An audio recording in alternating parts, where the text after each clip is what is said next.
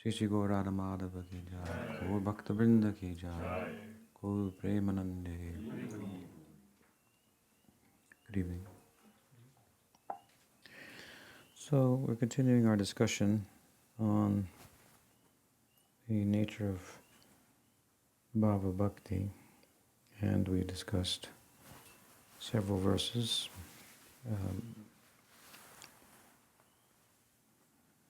explaining the rarity of its attainment, how it is the goal of sadhana bhakti, and in our last discussion, I believe we heard the definition of Bhava Bhakti. Bhava Bhakti is the second after sadhana bhakti of three forms or expressions of bhakti. Third, of course, is prema bhakti, and we heard that bhava is a ray of the sun of prem, dawning in the heart of the devotee. We had some extensive discussion of that. What comes next in the chapter, now we're in the chapter on Bhava Bhakti since it has been defined, we come to the next section in which it describes how Bhava Bhakti is attained. Of course, we know already it's attained by sadhana bhakti. But here, Rupa Goswami says that it's attained in two ways. Sadhanabhi niveshena. It's always hard for me to pronounce that word. And prasadenati danyanam. These are two words from his text here that describe the two ways in which this Bhava Bhakti is attained. One, by sadhana, and two, by here danya. Ati danyanam. Prasad. So, by mercy. He will go on to explain that the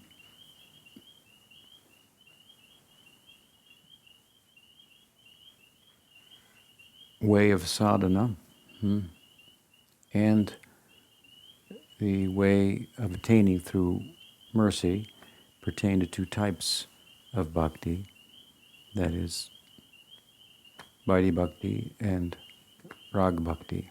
So each has its own bhava.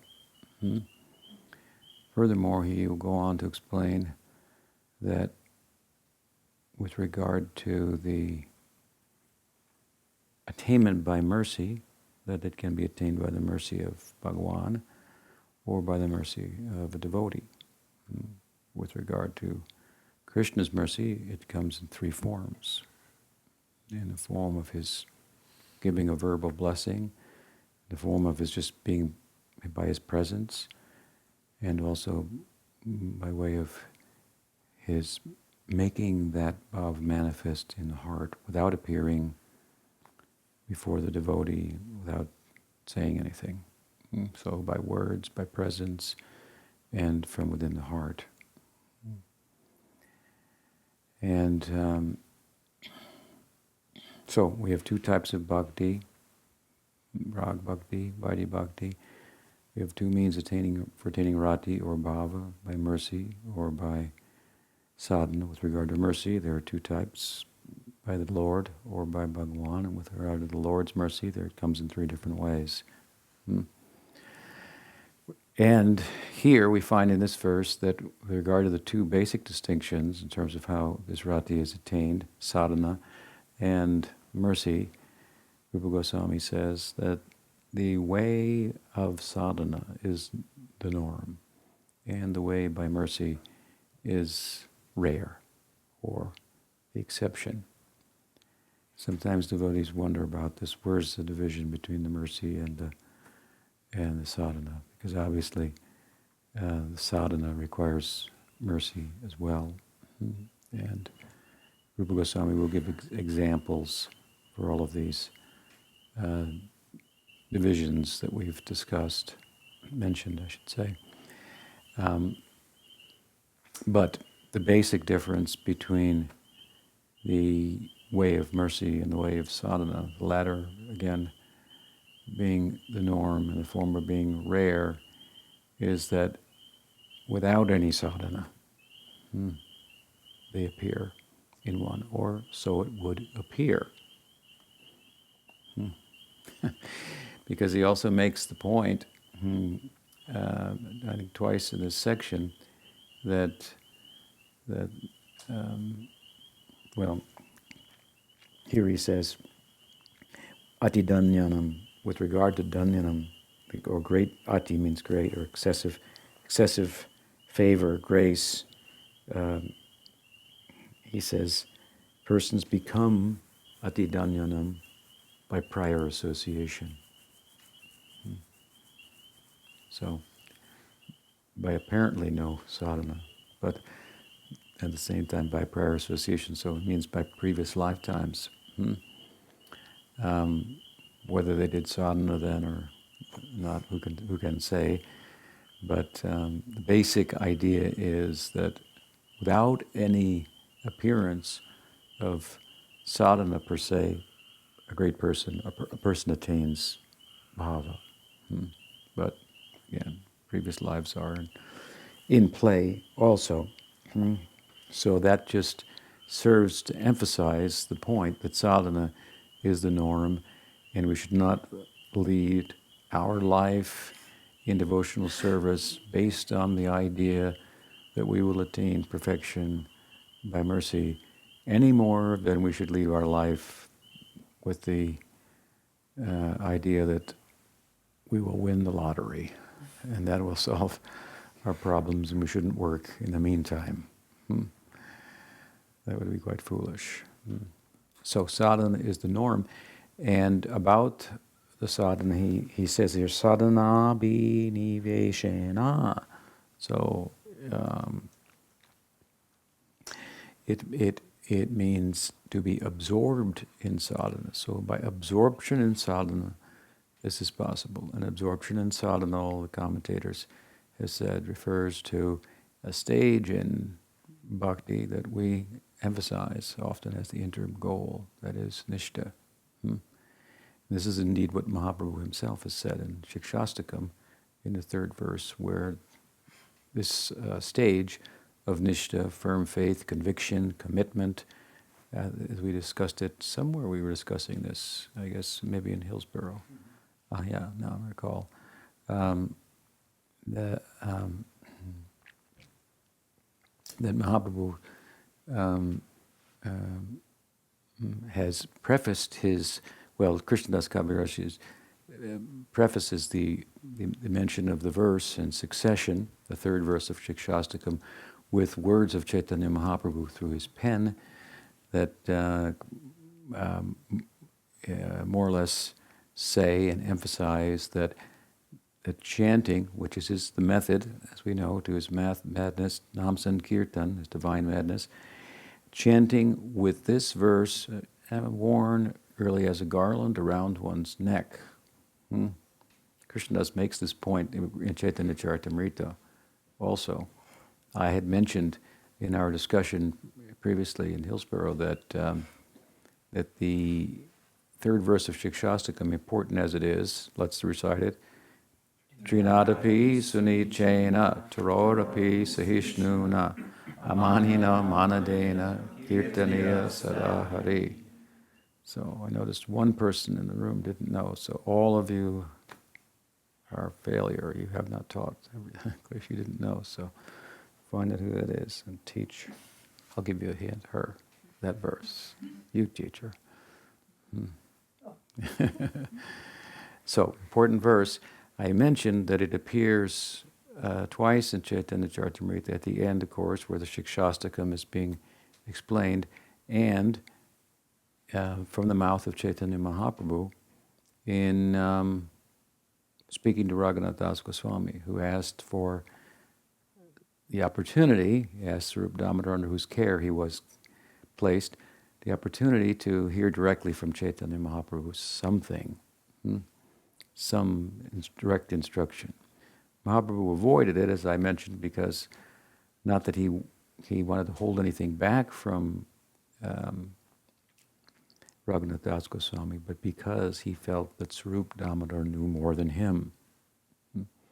Sarup Damodar is thought to be one of the intimate associates of Radha in Krishna Lila, sometimes described as Lalita, sometimes as Vishaka. These are two group leaders who are, in the sense that they're qualified to be group leaders that defer to Radha and place themselves under her leadership. So they know very much about her moods, and so it was when Mahaprabhu came to Puri, he ended up ultimately in their hands, with Gadadhar fading into the background a little bit, as under the coaching and good guidance of Sarup and Rai Ramananda, full bhava and person of Radha manifest in him. So Gadadhar had to take a diminished position, remaining at the Tota Gopinath temple in the service of Radha Gopinath there. A diminished position of wholeness, really, is what it is. Because by doing that, he made possible Chaitanya Mahaprabhu's ideal, made it possible for Chaitanya Mahaprabhu to realize his ideal. Gadadhar is the Radha of the Gaur Leela, so he has to step. She was reluctant to give him what he wanted. He had to steal it. He had to.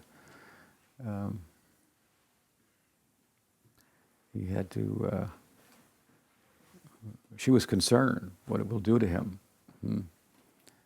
And of course, she's also concerned that Krishna is the Supreme Personality of God, and everybody knows that. And she doesn't know. She may be pushy a little bit with Krishna, but otherwise not. Not to push herself in the forward in the limelight of everyone and just see, I control Krishna, and this is my position. This is not at all her sentiment, although she does. She's a little huffy, and, if you will, and Krishna likes that very much, of course.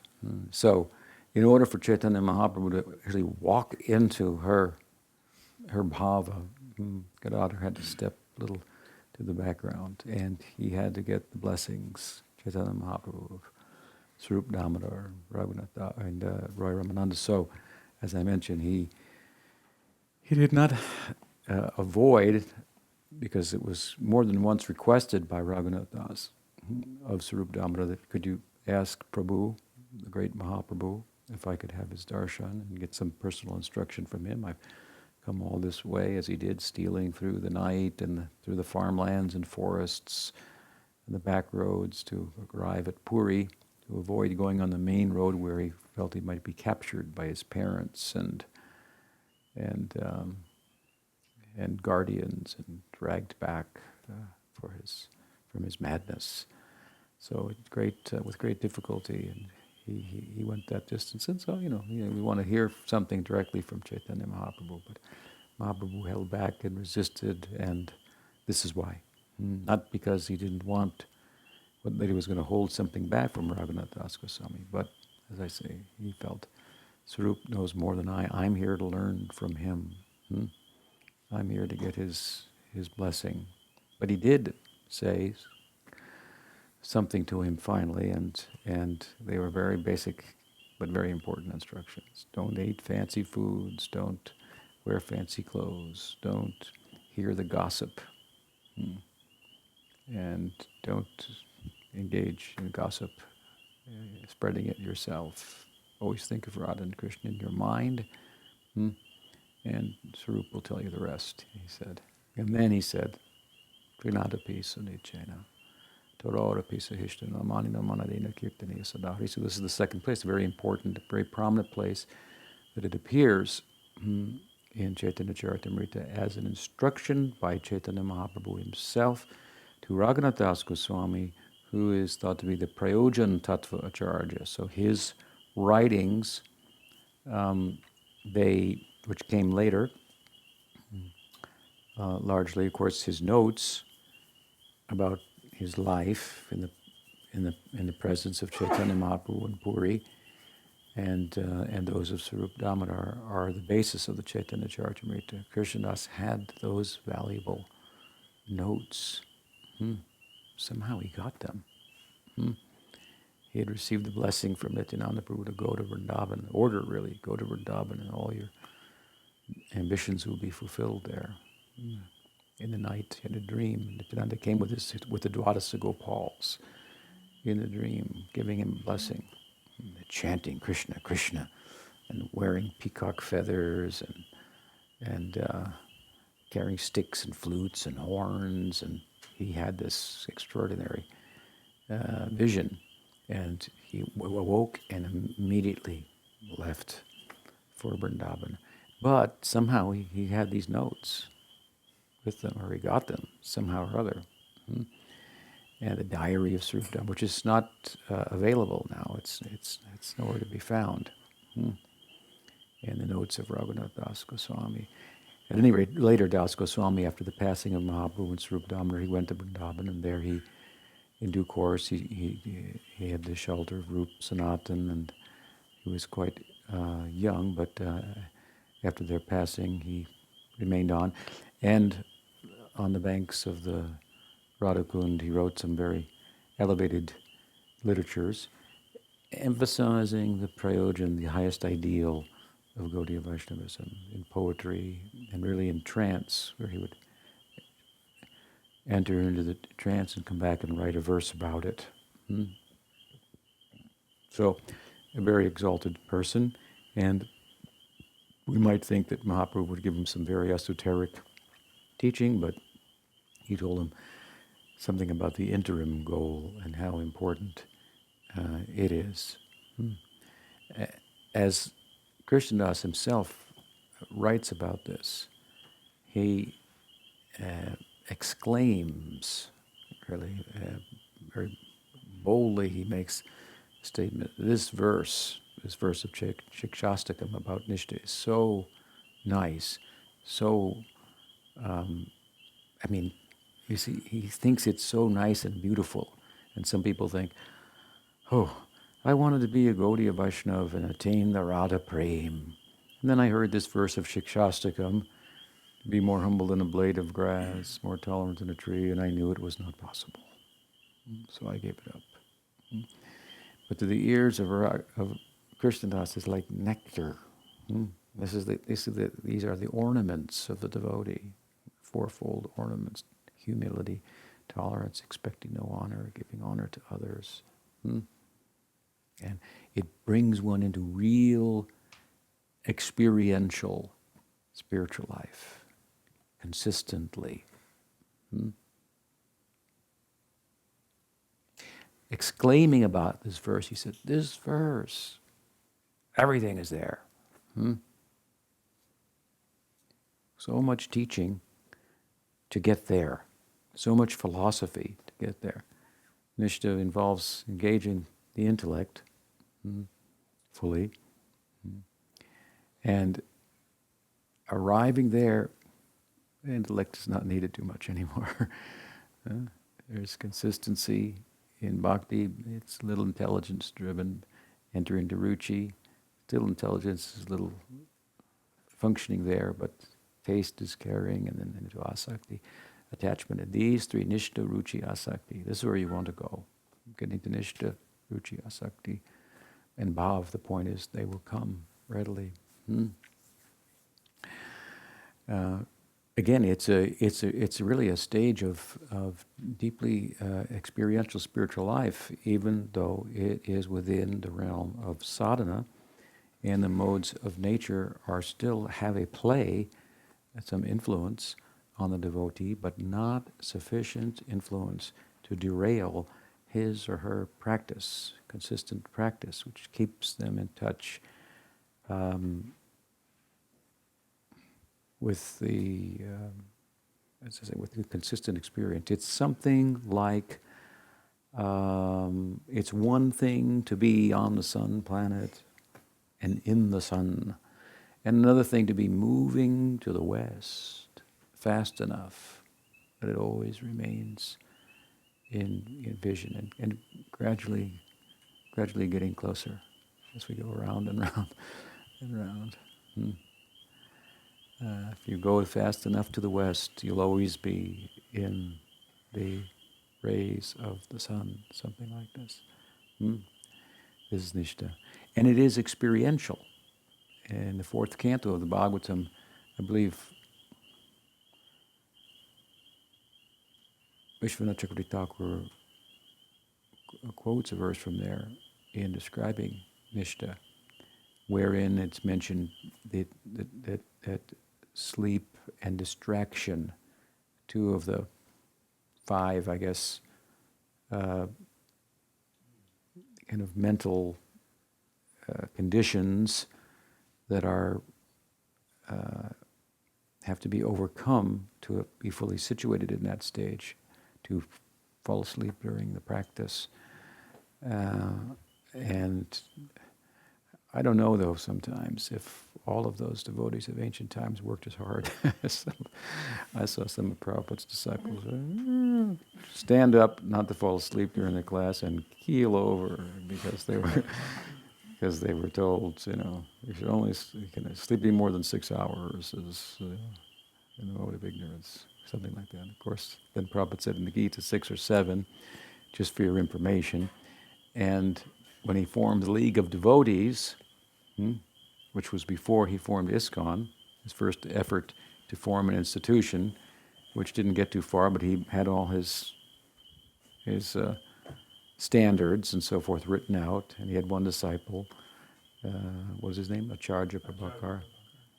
And there his policy was everyone will attend the Mangal Arti, at 4:30, and so on and so forth, and hear the Bhagavatam class in the morning, and take the prasad and so forth. And after lunch, and they would sleep from 10 o'clock till 4, and 4:30 would be Artik.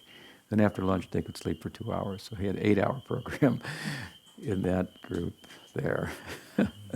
So 6 to 8, something like that. But some of them were like 4.5, 5, and sleep was thought to be pretty bad. So, but then sometimes they passed out while driving, and I don't think that was like what Vishwanath Chakravarti Thakur is talking about, or sleep starvation, I should say, is not the way to attain Nishta. Anyway, so there's a verse in the fourth canto of the Bhagavatam. I forget the verse, but he cites it, and it mentions sleep and distraction being gone, and Vishwanath comments that with the absence of these, the theoretical person of Krishna becomes a real and experiential person. So one can have the darshan of Krishna in this stage. So again, you gather all this theory with intelligence and use your head to soften your heart, and sadhana biniveshata, absorption in sadhana, complete absorption in sadhana. This is nishta, and therefore it's experiential, powerful. So that is what the commentators have emphasized here with regard to the idea that rati or bhava can be attained by sadhana, not just by any kind of sadhana, but by sadhana that comes to nishta, which will readily beget ruchi and asakti. So this is then, therefore, a very useful way to look at our path, to make a focus on an interim goal.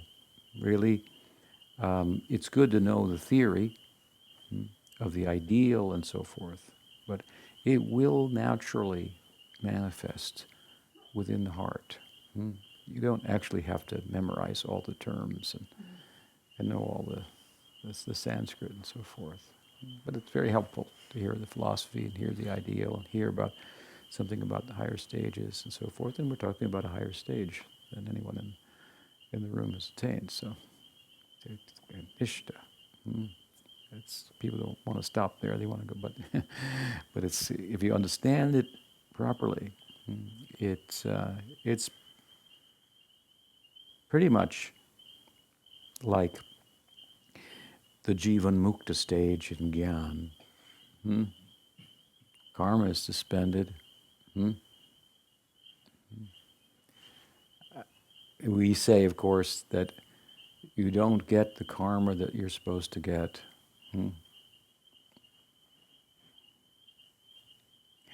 Many years ago, in Navadvip, I dove into the Ganges, head first, and the water was shallow, and so my head went in, and my head went into my neck. It was quite painful. I should have died from that. Bathing in some other river, for no other reason than swimming. But by the grace of my guru, I was in Navadvip, in Mayapur, and bathing in the Ganges. And I got some reaction, and I'm still suffering from it today.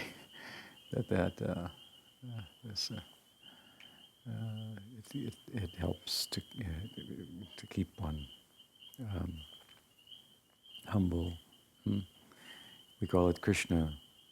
Sometimes we used to in ISKCON call it Krishna karma, something like. What was due was one thing, what you got was something else. Krishna's arrangement. In Nishta it is said that the anarthas that arise from good karma and bad karma, anarthas arise from good karma, from bad karma, from what else? From aparad, from within the context of bhakti, anarthas will arise. You may become more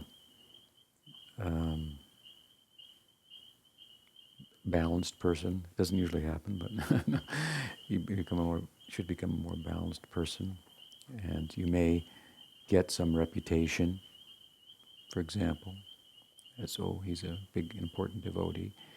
And then if you get attracted to those waves, they're called, then you're, rather than cultivating the plant of bhakti, you're cultivating the weed. So these types of anarthas can come. So different types, and the eradication of them, as we know, is gradual. But the anarthas arising from good and bad karma are thought to be eradicated. I don't know what term he uses, I forget, at Nishta. Complete. Absolute. And different degrees. after complete comes absolute and something after that, Atyantika or something. Of course, that means at bhava, then completely, all the, having completed the stage of sadhana, all the karmic influences is removed entirely, but to a large extent. I compared it here to the Jivan Mukta stage in Gyan, where the karma is still present for them, their prabdha karma, because without bhakti, the prabdha karma cannot be, what was the term we heard today? Shamsaki, your friend, wanted to, what was she going to do with karma? Heal karma or something? A lot of ideas out there. She has a friend that does, a milk customer that does karmic healing. So there's no eradication of the karmic influence, and it's possible by bhakti in all of its stages. So it is in two basic senses. It's in an unmanifest stage and a manifest stage. Within the unmanifest stage, there are stages as well, but these are the two basic categories: parabdha and aparabdha. So bhakti can eradicate karma at all both the parabdha and the aparabdha, both the manifest and the unmanifest. Whereas gyan, you see, karma originates with ignorance, avidya. So gyan uproots the ignorance. So that's the end of karma, when you get the gyan. But the karma that's already in place, that's another thing. It's like if you catch a cold, okay, well, there's nothing you can do about it now. You just have to kind of wait for it to pass. So in the Jivan Mukta stage in the Gyan Marg, then the Prabdha karma is playing itself out. And he's witnessing and not getting involved and getting plugged in. He has illumination, so ignorance of attachment is uprooted. But in bhakti, even the prarabdha karma is removed or altered to a state that Krishna gives a certain type of karma. It's a very different idea. The term Jivan Mukta is also used in Bhakti Rasamrita Sindhu. It's a nice verse there. What does Rupa Goswami say? Karmana manasa gira Jivan Mukta Suuchate. I forget the whole verse, but karma is the essence of karmana manasa gira. When one's actions, one's mind, and one's intelligence, words, fully absorbed in Krishna's service, Jivan Mukta Suchate. He's a Jivan Mukta. Absorption in Krishna. So this is what we're talking about here in sadhana bhakti. Absorption in sadhana refers to sadhana bhakti. One who is fully absorbed in sadhana bhakti, who is really a sadhaka. I've said before that we get, at the time of initiation, as Mahaprabhu taught to Sanatana Prabhu, at the time of initiation we get a sadhaka deha, and it's a work, a body of work in progress. And so our senses, which the bodies consist of, are in touch with sense objects, and sometimes for their own purposes or mentally conceived purposes that correspond with my mental conception of self and not with my self as a sadhaka.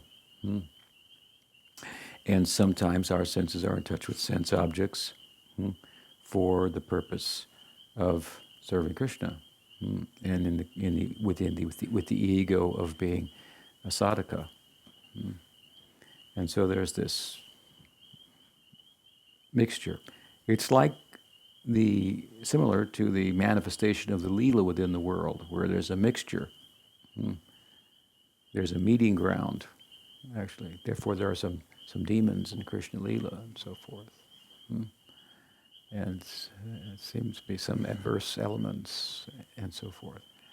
So, and we should look at it like that. The appearance of Krishna in the world, as it's talked about, corresponds with the appearance of Krishna in the world of our lives, our hearts. His janma. This is like he's born many places, many times, in many hearts, and the medium is the diksha. Through initiation, he enters the heart. And so,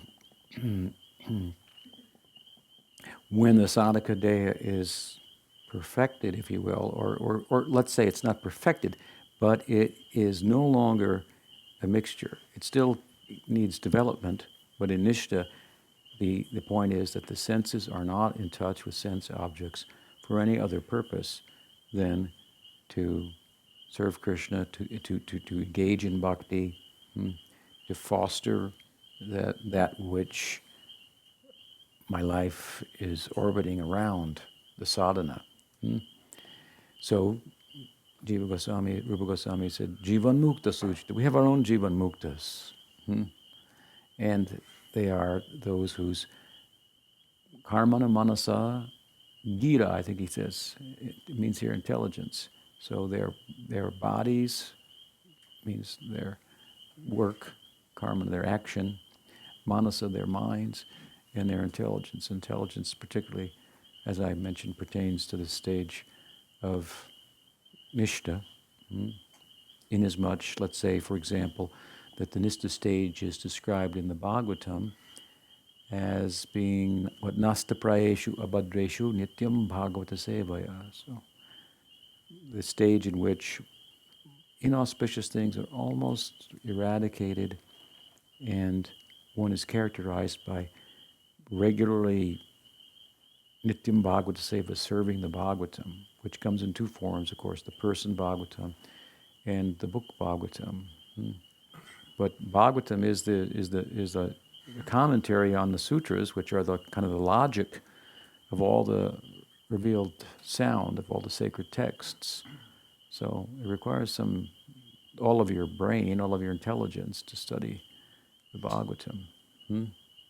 Nasta prayeshu abhadreshu nityam bhagavata seva bhagavati utamashloka bhakti bhavati naishtiki. Naishtiki means nishta. Srinvatam svakata krishna punya shravana kirtana hridiyantastu ibhadrani vidunoti suhritsatam. First comes anartana vritti vidunoti suhritsatam.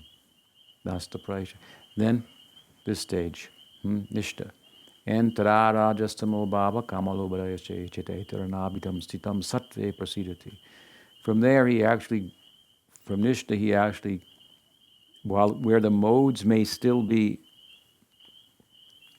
not have released one is not bound by them to act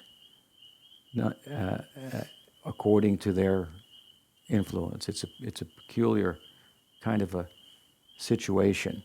They're there, but they're not powerful enough to derail the sadhaka's practice and focus and bhakti. So they may show up in other forms of, let's say, for example, in Nishta, Vishwanath Chakravarti Thakur has talked about two types of Nishta. Nishta that is directly related to bhakti, and Nishta that is related to things that are related to bhakti. And they come up in Mahaprabhu's verse also. Trinada pisa nichena taroda pisa hishtana amanina manadena kirtaniya sadahari. So kirtaniya sadahari means to be always chanting the name, literally. So that would be fixed in bhakti herself, so to speak. That which is overtly and directly bhakti. And then to be fixed up in those things that are favorable to bhakti, like humility, gratitude, kindness, jivadoya, kindness to others. These are the things that are mentioned in in Mahaprabhu's verse. So it is possible that someone could be in Nishta, but because of the influence of the modes, they could be a little grumpy or something, or not always polite, and that might be not seem to be thankful or something. And, so the modes are there, influencing. This is showing up in this way, but they're not able to derail his or her practice. And of course, that person in Ishta, who may be a little rough on the edges in some ways, will nonetheless, of course, understand the tattva. This is an important point. He will understand the tattva. The intermediate devotee, similar idea, with deep faith, as described by Rupa Goswami, is familiar with the argument. He cannot maybe make all the argument and effectively defeat others, but he or she knows, has enough feeling for it to know, that's right, that doesn't sound right. So I just say this because there are people that are like chanting 16 rounds and they're kind of mean, and that's not who I'm talking about, because they're mean and they're very sectarian, and we see sometimes that they don't understand the teaching. They commit Vaishnava aparad, and all in the name of being very strict and staunch and so forth.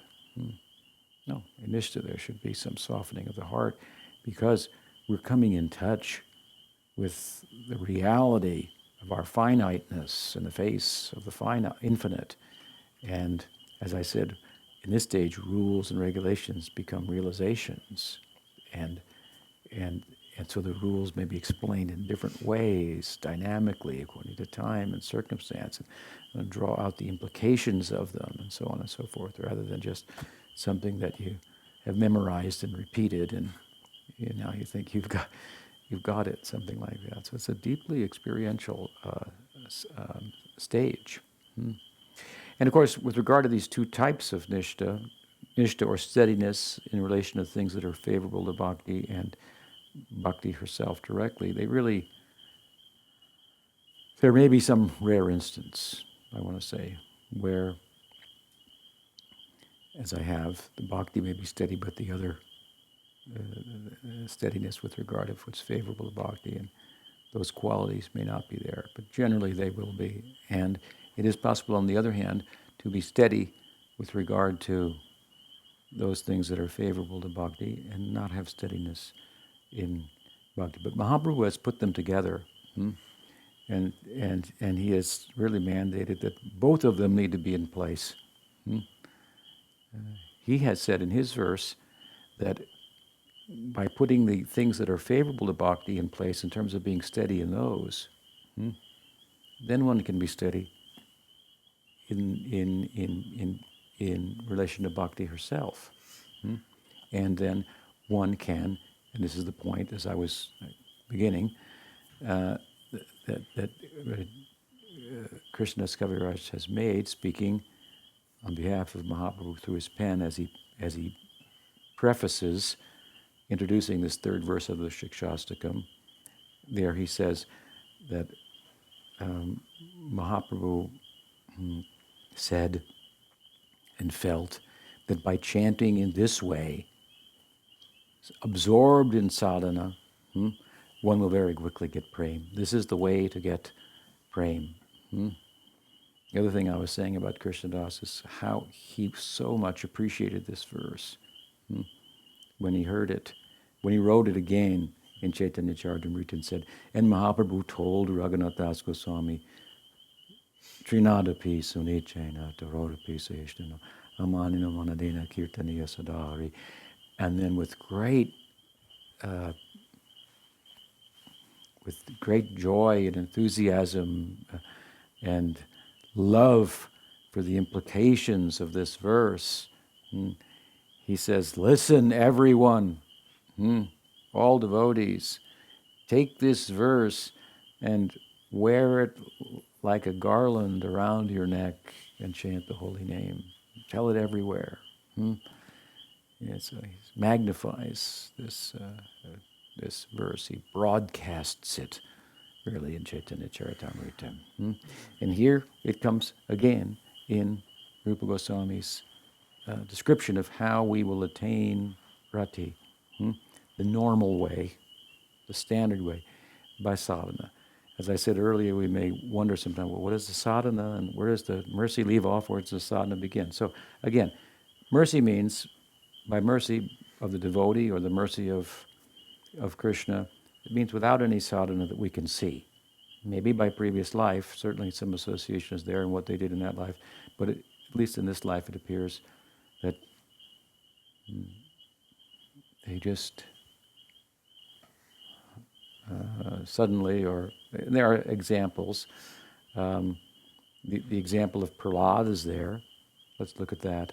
With regard to the mercy of a devotee, Narada was merciful to him, and he spoke the Bhagavatam to his mother when his mother was pregnant, with the intention to bless the child, who was the son of Hiranyakasipu, who was a problem.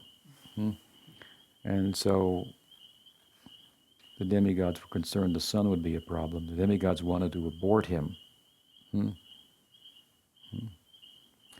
And of course, Nard had a different approach and turned him into a bhakta within the womb. His previous life is there also, how he observed the Ekadasi in the temple with a working lady, an abandoned temple.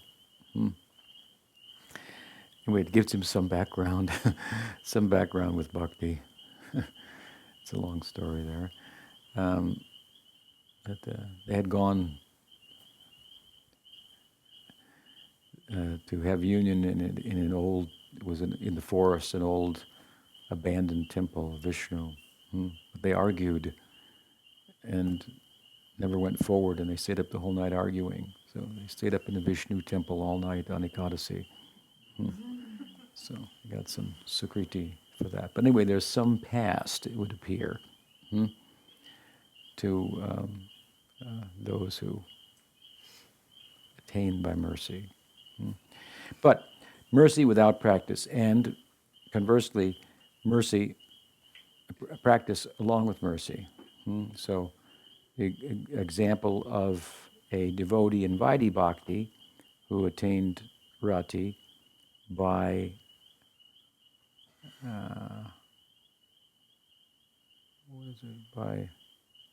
by sadhana is Narada, and he came in the association of the Bhakti Vedantas, as Prabhupada refers to them. Some devotees who had taken shelter at Narad's mother's house, the maidservant. She was a maidservant. She was a mother without a husband and son, and they didn't discriminate. They came there. They stayed for 4 months, recited the Bhagavatam. They gave Narad permission to take the remnants of their food and told him, this is Mahaprasad, you should take, and gave him the blessing to practice and so forth. But this is an example of Nard, someone who attained by sadhana. So it's not without any mercy, but we know in the verses where Nard describes his life, he describes the stage of Nishta, Ruchi, Asakti, and Prem, and going through them all. So sadhana is not without any mercy, obviously, and to attain by mercy is without any apparent sadhana. But again, that is the rare, and we don't live our life without working with the idea that it's possible we'll win the lottery. So we don't.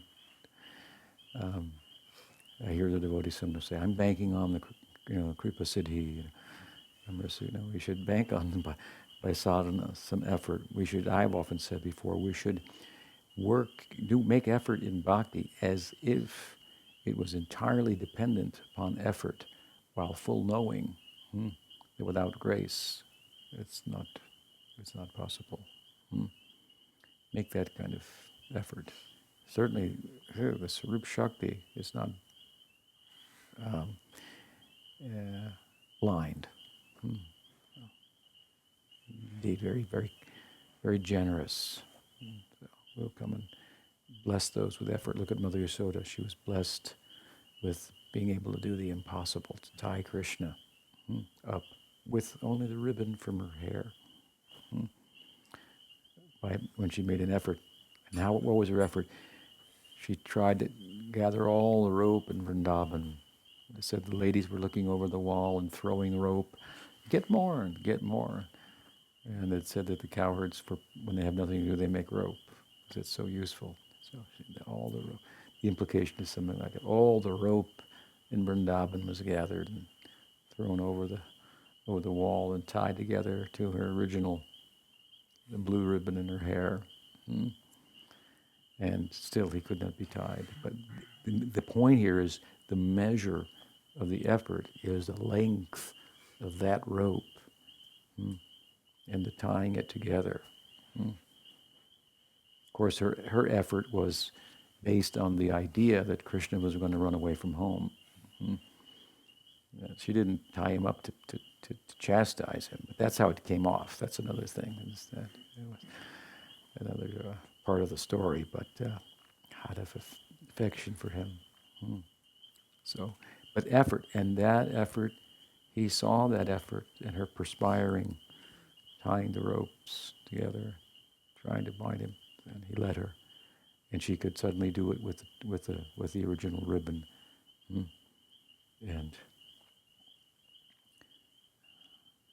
and bound so strong by that ribbon, that he could pull down the two Jamalarjun trees, and the ribbon would not break. He put the mortar between the two trees and pulled them down. How strong is his mercy for those who make little effort. Nehabikamanaashusti pratyavayana vidite svalpamapi asya dharmasya trayate mato vayat. When Krishna begins to speak about bhakti in the Gita in the second chapter, first he tells Arjuna, you're not the body, gives him a little bit of knowledge. Rupa Goswami says, a little bit of knowledge and detachment, it can be useful. They are not angas of bhakti, but they can be a little useful in the beginning.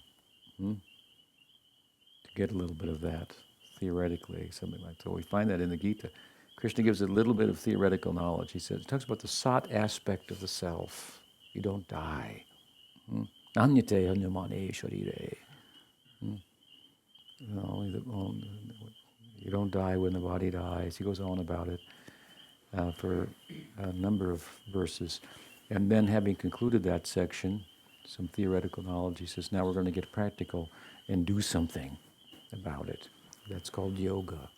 And the very first verse out of his lotus mouth is this verse, Neha Bikramanashwasti Pratyavayana Vidyate Svalpamapi Asya Dharmasya Trahati Mato Bhayat. This is about bhakti. The chapter is about bhakti and nishkam karma.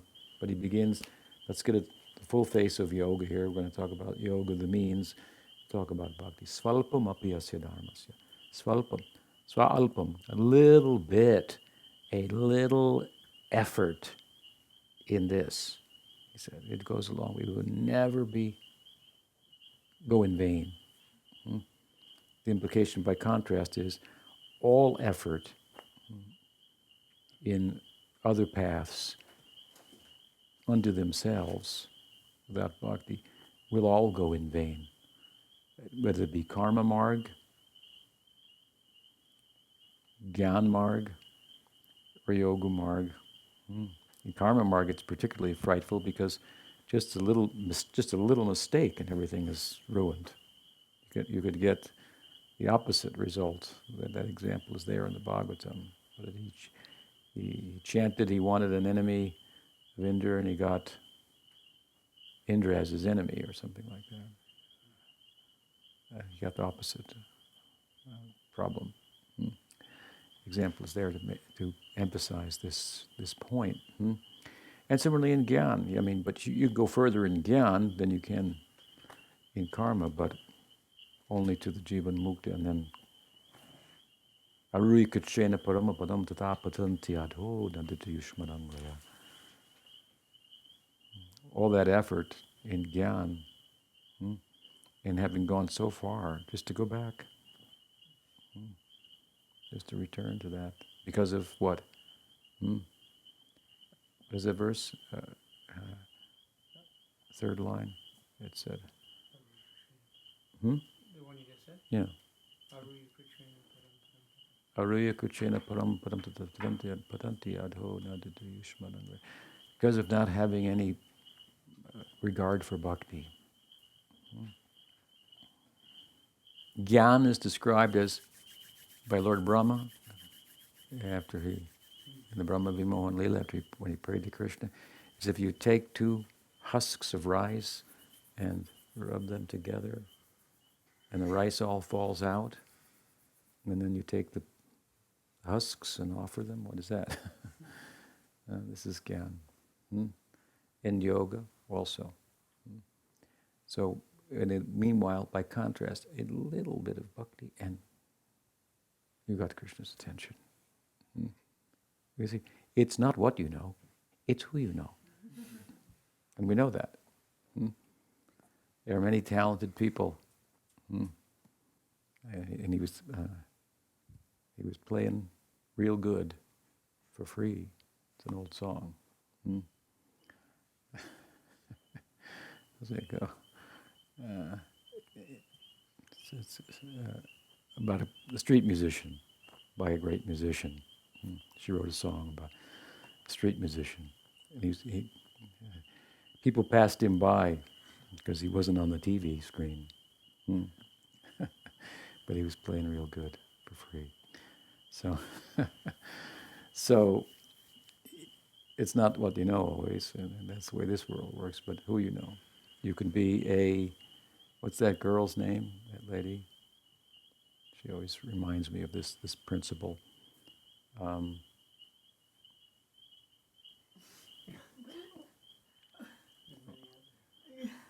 this one in particular. Topic. The one who knows famous people. Her father is famous. Paris Hilton. Paris Hilton, yeah.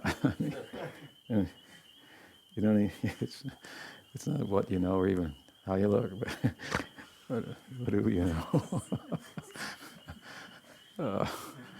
So it is. If you know Krishna, and to know him is to love him is to know him, right? That means you know him. If you start doing bhakti, you can say you know something about Krishna. Otherwise, you don't know anything about Krishna. If you start practically serving him, then you get his attention. And then what is your position? I mean, who is Krishna? If you know him, and of course you serve him by liking his devotees and serving them, those things that are dear to him, you get his attention. You just, you kind of won the lottery there. You met the right person. You know someone who counts, so to speak. So it's very powerful, is the idea. And with little effort in this, and will be of eternal benefit. That doesn't mean we should only make a little effort. That's to say, if by a little effort, this is the result, what to speak of by a lot of, this is the logic used in that verse, the what to speak of logic. What is that called? It's a Bengali name for that kind of logic, or Sanskrit. I forget. We probably use the term not to speak of, what to speak of. And I was always trying to figure, is that actually an English phrase, or what to speak of? Not to speak of. More standard is not to speak. He would say, what to speak of? So, anyway, it's a kind of it's Sanskrit grammar, I guess. It's a logic, or that if by this, then what to speak of by making a full effort, which is he is so worthy of, isn't it? That you just know a little bit about him, and in the sense of being a servant of his, and that you're spoken for, so to speak. He's one of mine, something like that. So how worthy then he is he of more attention and effort and so forth. So this is the way, the standard way to bhava, to rati. Absorption in sadhana. This is the beginning of sadhana bhakti. It's a generous term. But when it comes to nishta, in the earlier stages it's more of a generous term. But in nishta, then those senses are all engaged, the mind is engaged, the intelligence is engaged. One sadhaka day is fully engaged, and it will develop then. And the modes of nature that are there but can't influence, they can make you a little weird, I suppose, as I was saying, but not interfere with your bhakti. And the desires that are there but are not allowed to fructify. They just can't, because they're like seeds that you're pouring the water of bhakti on, and you're just drowning them out, flooding them. They're there, but they can't sprout. This is actually a definition of one of the types of Mahabhagavatas mentioned by Jiva Goswami in Bhakti Sandarbha. And he gives the example of Nard. We were talking about Nard as an example of one who attained rati or bhava by sadhana. And his story goes that, of course, in brief, he got the blessing of the Bhakti Vedantas to practice, and they left, and his mother died, and he burned the whole house down for the funeral, based on the knowledge he had, and he walked off. And he was completely uninvolved in the world, not distracted by the world. That I talked about: sleep, distraction, apathy, emotional repression, and still kind of addiction to sense enjoyment. These are 5 things that have to be overcome to have fully attained the stage of Nishta. He had no distraction. And he ended up in the forest where he was practicing his mantra, and Krishna appeared before him. And then he disappeared. Krishna said, I've appeared to show you I'm real. And I disappeared because you're a kuyogi. You're not really a full yogi. You're attached to the forest.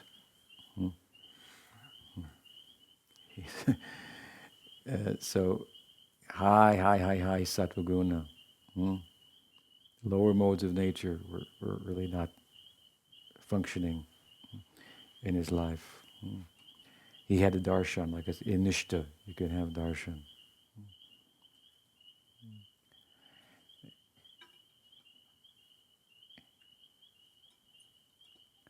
And this example is given Narada Muni of one type of Mahabhagavata. What's the Sanskrit term? Nirduta Kashai.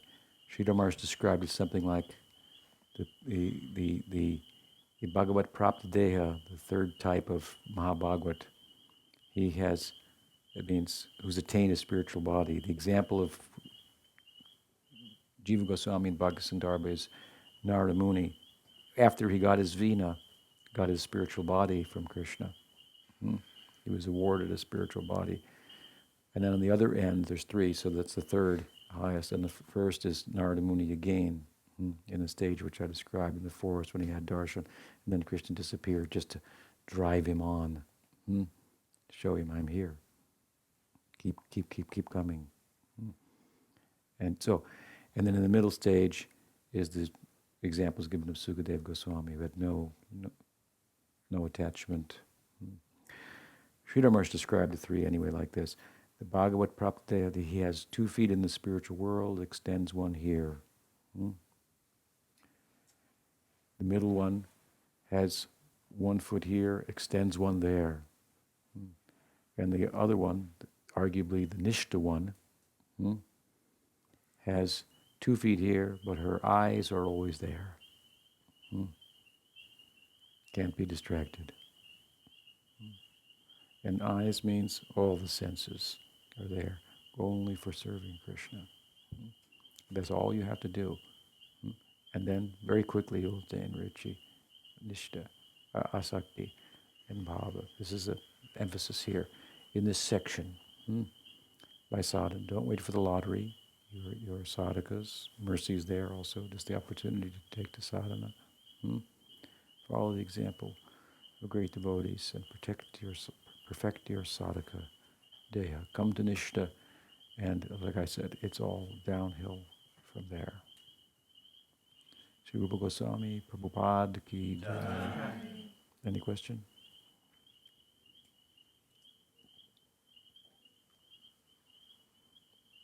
Yes. I'm still not really understanding when you were talking about the 3 types. When you were giving the analogy of, I understood the last one, and that was describing Nishta, but what about can you elaborate on the first 2? Well, Nard was still under the influence of the modes of nature, but they weren't able to affect his bhakti, right? First stage of Nard, Krishna appeared to him, disappeared, right? So he had 2 feet in this world because he was not freed from the influence of the modes of nature, but his eyes were fixed and he couldn't be distracted. That's Nard. The second example is Sukadeva Goswami. Sukadeva Goswami was beyond the modes of nature. He was a Jivan Mukta. Of course, we're arguing that Nishta is like Jivan Mukta in bhakti, but he, different from Nard, he was free from the modes of nature, let's say. So he he's free from the modes of nature, but he doesn't have attachment for Krishna. Hmm? So he's got one foot there, he's extending. Sukadev is characterized in the Bhagavatam as being a liberated soul, but then he got bhakti. Hmm? So he was a liberated soul. His father, he left home, went to the forest. His father sent a woodcutter with verses from the Bhagavatam to sing them in the woods, that his son might hear them. And when he heard those songs from the verses from the Bhagavatam describing Krishna Lila, it created a revolution in his heart. Although he was already liberated, and so he, in a sense, metaphorically, had one foot now extended there.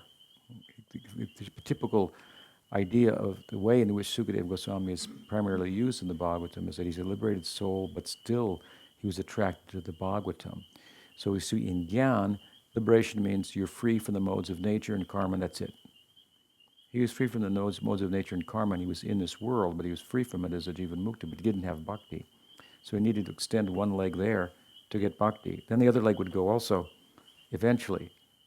But the third kind is like Narada Muni. After he attained his Siddhadeha, he's floating around the world, as they say, never touching the ground, with his vina, and and he got a different body.